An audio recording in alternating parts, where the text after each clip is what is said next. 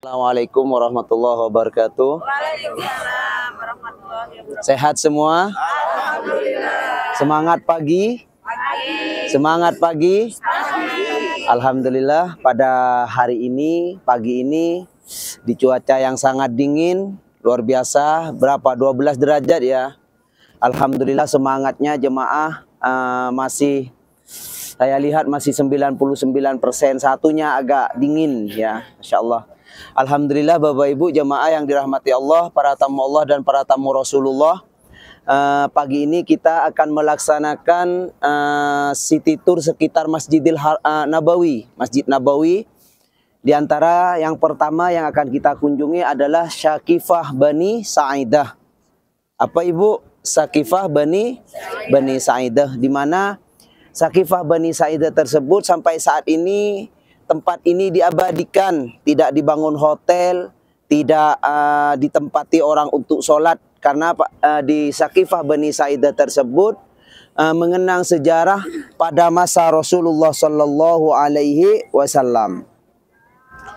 Bapak Ibu yang dirahmati Allah Subhanahu Wa Taala, di mana Syakifah Bani Sa'idah? Syakifah Bani Sa'idah ini Ibu, ini awalnya 2 tahun yang lalu ini seperti apa ya, rumput-rumput liar itu dibiarkan. Tapi dari dua tahun yang lalu ini ada pembongkaran, wallahu a'lam. Mau dibikin apa, entah hotel atau apa itu, atau dibikin taman, itu wallahu a'lam. Belum ada info yang valid. Sejarah apa di tempat ini yang terjadi? Dahulu Rasulullah Sallallahu Alaihi Wasallam saat ingin wafat, menjelang wafatnya itu 10 hari dari wafatnya, Rasulullah itu sakit. Sakitnya Rasulullah pada saat dari hari 1 sampai hari ke-7, pada saat Rasulullah sakit itu tetap dipaksakan untuk melaksanakan sholat berjemaah bersama sahabat-sahabatnya. Pada suatu ketika Rasulullah Sallallahu Alaihi Wasallam ingin melaksanakan sholat berjemaah, pada saat ingin bangun dari tempat tidurnya Rasulullah itu pingsan karena dipaksakan untuk mengimami para sahabat-sahabat Rasulullah, dan di sana memerintahkan Sayyidina Abu Bakar untuk mengganti imam, mengimami para sahabat-sahabat Rasulullah. Dan pada saat Hamin ketiga dari wafatnya Rasulullah, pada saat Rasulullah sakit, Rasulullah itu memanggil anaknya yang bernama Fatimah, lalu membisikkan kepada Fatimah 2 informasi. Assalamualaikum. Masih fokus Bu? Ini angka berapa ini? Ya, masih fokus 1 ya. Nah, membisikkan kepada anaknya Fatimah, wahai Fatimah, saya di sakit yang saat ini saya akan wafat, akan meninggalkan kamu. Maka di sana Sayyidah Fatimah menangis, menangis. Nah, di informasi yang kedua yang dibisikkan oleh Rasulullah kepada Fatimah, bahwasanya dari keluarga Rasulullah yang akan menyusul Rasulullah tersebut adalah Fatimah, dan di sana Siti Fatimah itu bahagia, gembira, ketawa. Karena yang akan keluarga dari Rasulullah yang akan wafat setelah Rasulullah adalah Fatimah. Apa yang terjadi di sini Bapak Ibu? Setelah Rasulullah 10 hari sakit, Rasulullah wafat. Di sini Rasulullah wafat, setelah itu para sahabat-sahabat Rasulullah itu berkumpul di sini. Semuanya berkumpul di sini, sedangkan jasad dari Rasulullah itu masih ada di dalam rumahnya. Bisa nyambung ceritanya Bu? Masih dipahami ya? Ya. Nah, siapa yang merawat jasad dari Rasulullah? Yang merawat jasad dari Rasulullah itu adalah Sayyidina Ali beserta sahabat Rasulullah. 2 orang sahabat ya. Yang satu Sayyidina Ali, yang satunya lagi adalah sahabat dari Rasulullah dan sahabat dari Sayyidina Ali. Nah, Sayyidina Utsman dan lain sebagainya, Sayyidina Umar Faruk dan sahabat-sahabat yang lain itu hadir di sini. Apa yang dibicarakan di sini?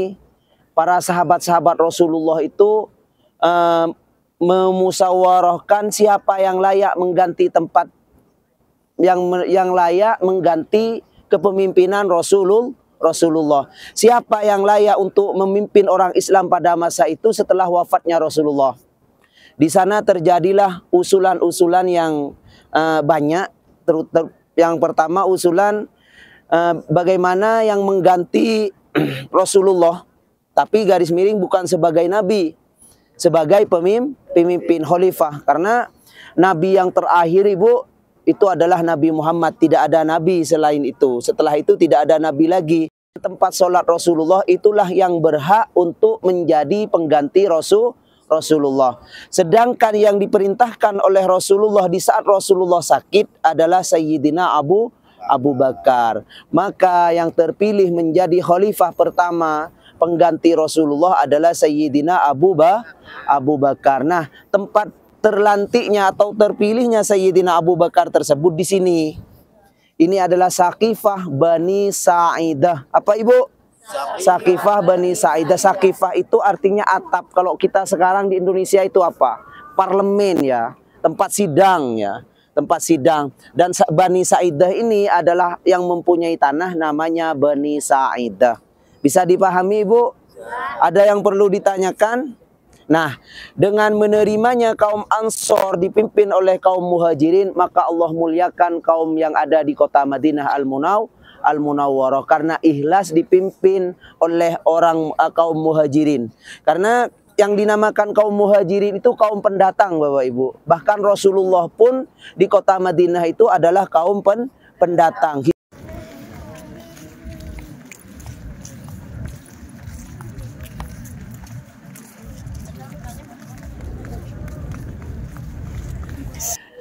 Ya, alhamdulillah di tempat ziarah yang kedua yaitu Masjid Sayyidina Ali. Masjid siapa Ibu? Sayyidina Ali. Mari kita kenal bersama, yang sudah kenal biar tambah kenal siapa Sayyidina Ali. Sayyidina Ali adalah yang pertama adalah sepupunya Rasulullah.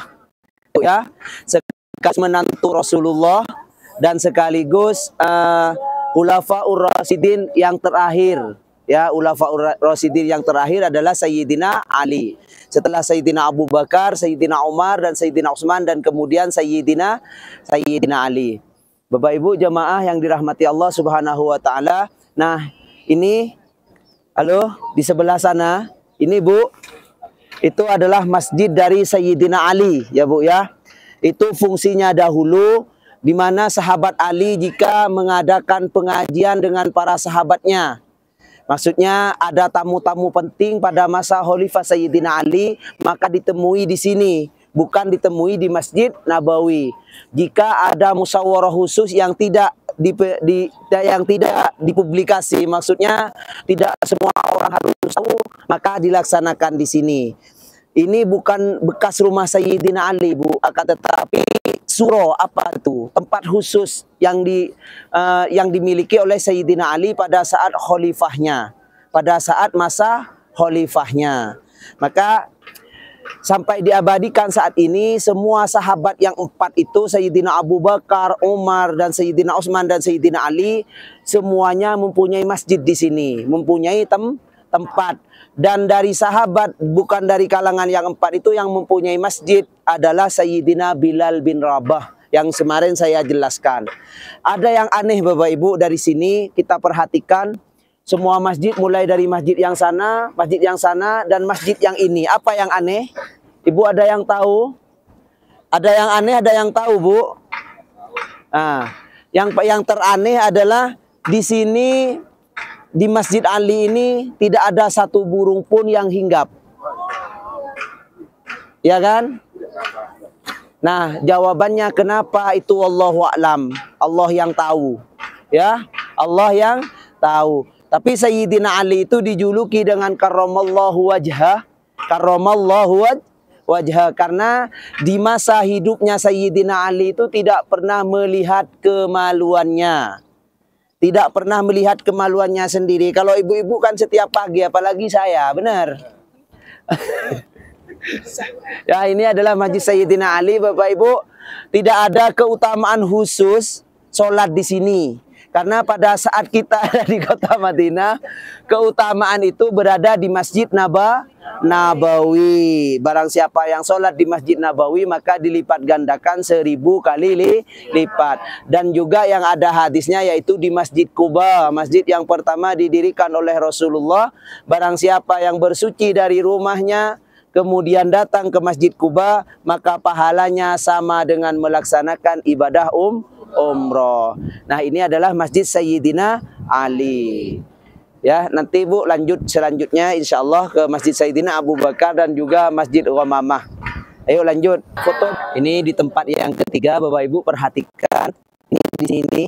Ini adalah Masjid Sayyidina Abu Bakar. Fungsinya sama dengan Masjid Sayyidina Ali. Ini bukan rumah, bukan bekas rumah Sayyidina Abu Bakar, Bapak Ibu. Akan tetapi dahulu fungsinya adalah majelis, ya, atau penerima tamu penting yang tidak dan yang bersifat rahasia, atau ada hal yang perlu dimusyawarahkan beserta sahabat-sahabat Rasulullah. Jadi ini adalah masjid dari Sayyidina Abu Bakar. Dan masjid ini Bapak Ibu yang lurus dengan Babu Salam namanya. Pintu nomor 1 yang ada di Masjid Nabawi. Biar tambah kenal siapa Sayyidina Abu Bakar. Sayyidina Abu Bakar itu adalah sahabat Rasulullah. Dan juga dari kalangan laki-laki dewasa yang pertama iman kepada Allah dan Rasulullah.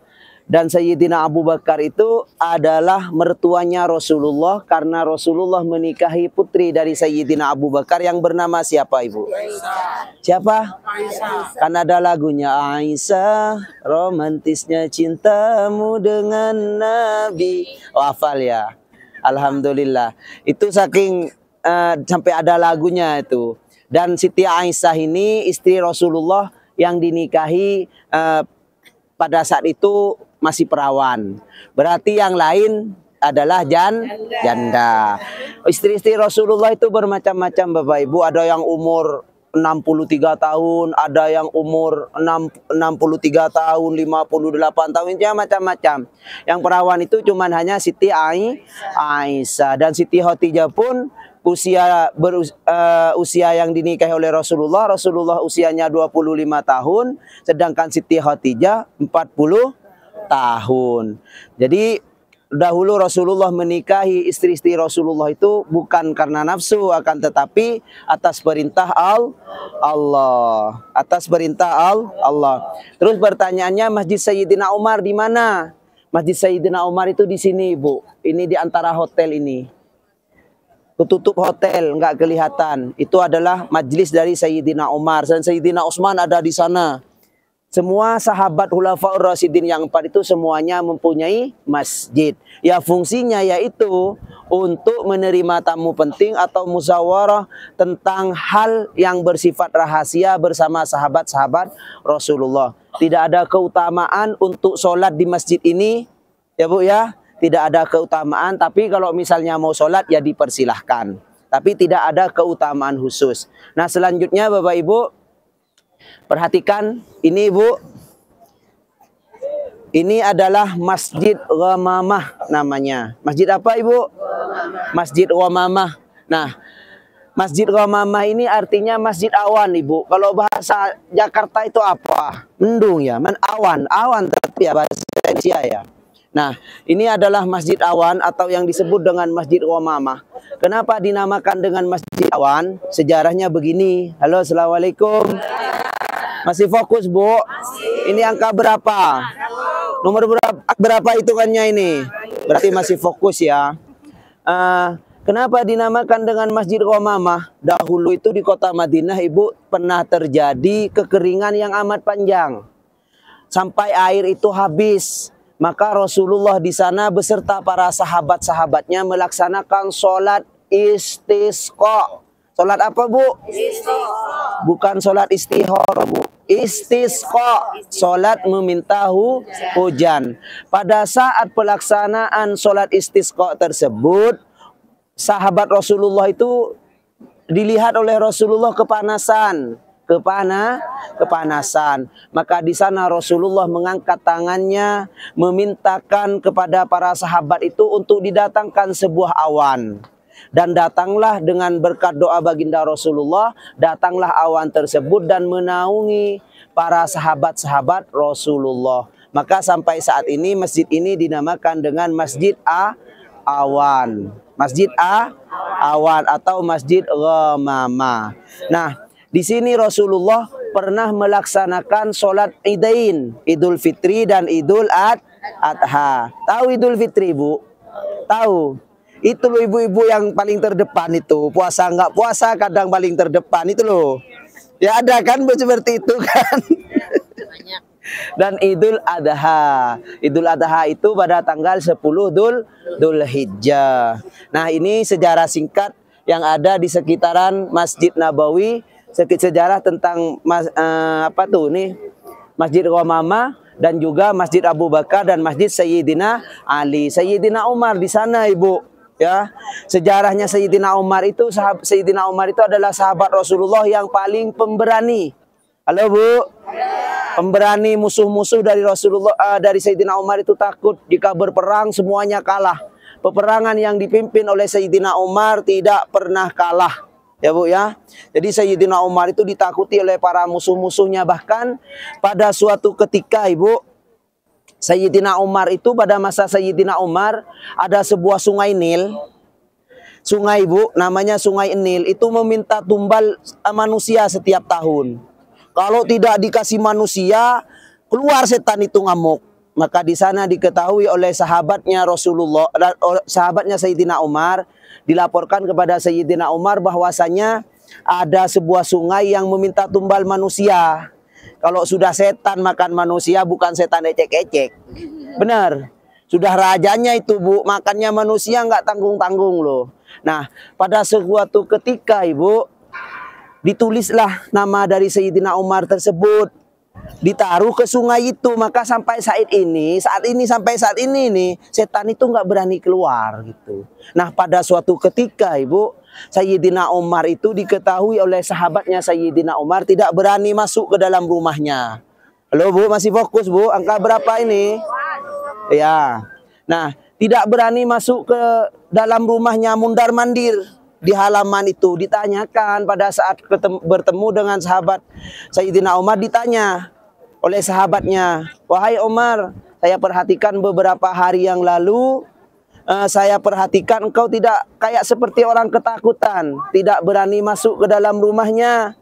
Halo, Bu, masih fokus? Masih. Ya. Lalu ditanya, "Kenapa wahai Sayyidina Umar, engkau saat ini musuh-musuhmu takut, orang semuanya takut?" Apa yang jawaban dari Sayyidina Umar? Bahwasanya Sayyidina Umar itu baru bertengkar dengan istrinya, Bu. Nah, bayangkan Sayyidina Umar itu musuh-musuhnya takut. Bu, benar? Setan takut kepada Sayyidina Umar, Ibu, sampai enggak keluar sampai saat ini, tapi kepada istrinya takut, Ibu. Berarti seorang istri itu lebih menakutkan daripada Loh, kan bukan saya yang jawab. Tapi kan Assalamualaikum warahmatullahi wabarakatuh. Bapak Ibu yang dirahmati Allah Subhanahu wa taala, mari kita melihat ke atas, Ibu, di atas masjid. Perhatikan semua menara, Bu. Menara, berada berapa menara, banyak ya. Dan perhatikan ada yang beda satu. Ada yang beda, apa yang beda, Bapak Ibu? Hijau ya. Hijau satu ya. Nah, itu adalah yang dinamakan Babus Salam atau pintu nomor 1 yang ada di Masjid Nabawi. Ya, Bu. Itu adalah tempat masuk bagi jemaah laki-laki yang ingin ziarah ke makam baginda Rasulullah, ya. Dan perhatikan Bapak Ibu, di sana ada kubah putih dan kubah hijau. Lihat, Bu. Nah, di tepat di bawahnya lurus dari kubah putih itu adalah mimbar Rasulullah. Nah, mimbar, kenapa kok bukan Sayyidina Aisyah? Sudah sejarahnya begini sambil jalan. Ya. Sejarahnya begini, Bapak Ibu. Dulu ada satu peperangan. Masih fokus, Bu, angka berapa ini? Nah, dulu ada satu peperangan di mana pada saat itu Rasulullah sudah wafat dan Sayyidah Aisyah itu khawatir dengan kekalahan orang Islam. Maka di sana memerintahkan Sayyidina Umar untuk membimbing atau memimpin peperangan tersebut. Dan Sayyidah Aisyah berjanji kepada Sayyidina Umar, jika memenangkan peperangan ini, apa yang akan dia minta akan dikasih. Nah, setelah memenangkan peperangan tersebut, Sayyidah Aisyah itu, Sayyidina Umar itu tidak minta apa-apa. Nah, pada saat Sayyidina Umar wafat, menjelang sakit, setelah sakit Sayyidina Umar mau wafat, maka memerintahkan anaknya untuk datang kepada Sayyidah Aisyah, memintakan hadiah yang dijanjikan, yaitu Sayyidina Umar itu meminta untuk dimakamkan bersama baginda Rasulullah Sallallahu Alaihi Wasallam. Maka pada saat itu Sayyidah Aisyah sangatlah bersedih, karena yang berharap untuk dimakamkan bersama Rasulullah dan Sayyidina Abu Bakar itu adalah Sayyidah Aisyah. Akan tetapi Sayyidah Aisyah merelakan, ikhlas karena sudah berjanji kepada Sayyidina Umar. Ucap salam dari sini. Assalamualaikum ya Rasulullah. Assalamualaikum ya Nabi Allah. Assalamualaikum ya Imam al-Mursalin. Warahmatullahi wabarakatuh. Assalamualaikum ya jami'i ashabir Rasul. Assalamualaikum ya jami'i ahlihi Rasul warahmatullahi wabarakatuh. Assalamualaikum ya jami'il muslimina wal muslimat wal mu'minina wal mu'minat. Fa insyaallahu bikum lahikun. Mari Bapak Ibu, semangat ya. Semangat mendengarkan. Nah, perhatikan itu di belakang tuh. Di belakang sana tuh ada masjid kan? Lihat masjid enggak? Ini yang lengket dengan hotel nih. Lihat Bu, di belakang sana. Itu adalah Masjid Imam Bukhari. Imam Bukhari, siapa Imam Bukhari? Imam Bukhari itu tidak hidup di masa Rasulullah. Jadi bukan sahabat ya. Bukan sahabat Rasulullah, tapi Imam Bukhari itu datang dari negaranya. Kalau nggak salah itu dari Uzbekistan. Itu datang ke kota Madinah hanya ingin mempelajari hadis-hadis sahih yang diriwayatkan oleh Rasulullah. Itu tujuannya ke sini. Jadi tujuan Imam Bukhari itu untuk belajar hadis-hadis sahih yang diriwayatkan oleh Rasulullah. Dan kitab karangan dari Imam Bukhari, masih fokus Bu? Kitab karangan dari Imam Bukhari itu tersohih nomor 2 setelah Al-Quran. Jadi kitab paling benar itu adalah Al-Quran, dan yang kedua adalah kitab karangan Imam Bukhari. Imam Bukhari itu semua hadis yang diriwayatkan oleh Imam Bukhari itu adalah hadis sahih. Hadis sahih. Dan perhatikan itu Bu, di sana tuh. Tuh yang putih ada seperti nomor 1 di atasnya tuh. Itu masjid itu Bu. Jauh. Ya, nggak kelihatan. Nggak kelihatan? Saya lihat kok. Itu jauh tuh loh. Yang jauh kecil, kelihatan kecil tuh. Yang di sana. Itu tuh yang jauh tuh, lihat Pak ya. Itu yang kecil tuh Pak. Masya Allah. Kecil banget tuh, kecil banget tuh. Nggak lanjut kalau nggak lihat. Percuma saya nunjukin. Nah, ya Bapak Ibu, itu adalah Masjid Istijabah namanya. Masjid apa? Istijabah, di mana Rasulullah pada saat itu Rasulullah meminta 3 doa. Tiga doa, yang 2 itu diijabah oleh Allah, yang 1 tidak diijabah, tidak dikabulkan. Doa apa saja? Yang pertama, Rasulullah Sallallahu Alaihi Wasallam meminta kepada Allah agar umatnya itu tidak dibinasakan dengan secara massal. Artinya umat Rasulullah itu meminta agar tidak dibunuh semua. Seperti contoh umatnya Nabi Nuh, umatnya Nabi Lut, dan umat-umat yang lain, ya. Maka itu diterima oleh Allah. Akhirnya umat Nabi Muhammad tidak dibunuh dengan secara massal. Ya mungkin ada kemarin di Lombok ada gempa, di Jakarta kan tidak, kan begitu. Kalau umatnya Nabi Nuh kan semuanya dibinasakan dengan banjir. Terus umat Nabi Lut itu kena angin puting beliung. Nah, itu dibinasakan dengan secara massal. Terus doa yang kedua, Rasulullah itu meminta agar umatnya tidak ditimpa kekeringan yang amat panjang.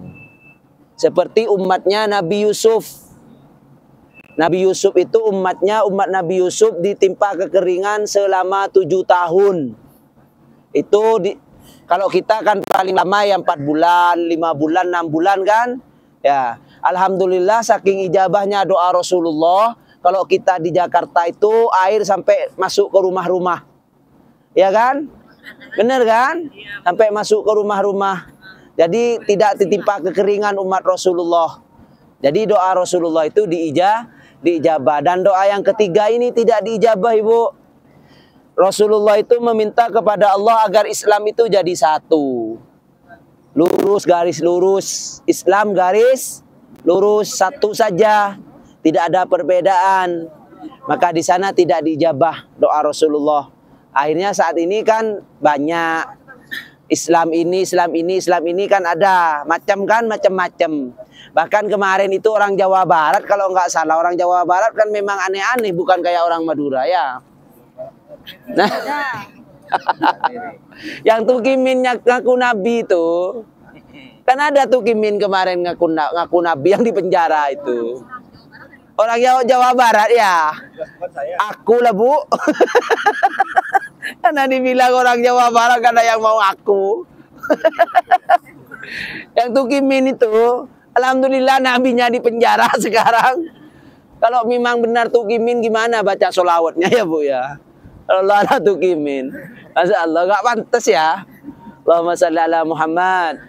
Allahumma sholli ala Muhammad. Maka doa baginda Rasulullah itu yang ketiga itu tidak dijabah. Tidak dijabah. Akhirnya Islam itu ada Islam ini percaya. Dan di sana ihtilafu ummati rahmatun. Perbedaan umat Rasulullah itu adalah rahmat, ya. Rahmat adalah keindahan rahmat. Cukup ziarah kita di sekitar Masjid Nabawi. Jika ada hal yang kurang baik dari diri saya mohon maaf, ya. Memaafkan, Bu. Masa Bu nggak memaafkan, kita lagi berumrah ada di Nabawi lagi. Maafkan ya. Ya, jangan sedih kalau berpisah dengan saya, Bu ya. Jangan rindu itu berat.